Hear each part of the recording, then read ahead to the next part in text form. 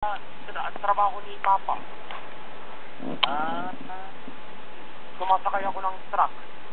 Ikaw ba naman boss eh? Hindi ako boss. Ang boss, ayaw niya bigay sa akin. Okay? Eh sa susunod, ikaw na. Ako. Hawak mo naman ang oras mo eh.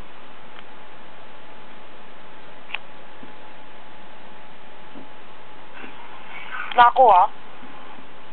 Matutulog ka na. Nandiyan lang girlfriend mo. Matutulog na nga eh. Alas 4 na dito. O talaga ha?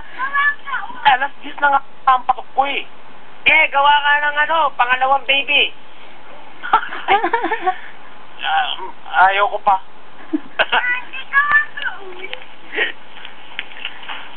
Aga-aga pa eh. Kausap pa kita. Kausap ka pa namin. Natutulog ka na. Panggabi ang kasi yung trabaho ko eh. Tingami, Dad. Yung matulog na kayo ng girlfriend mo. Maligo ka muna para mabango ka. Ay, go pa ako. Matutulog pa ako. Bye-bye. Bye-bye. Kapatin eh. Ingat ka. Magpakarami ka.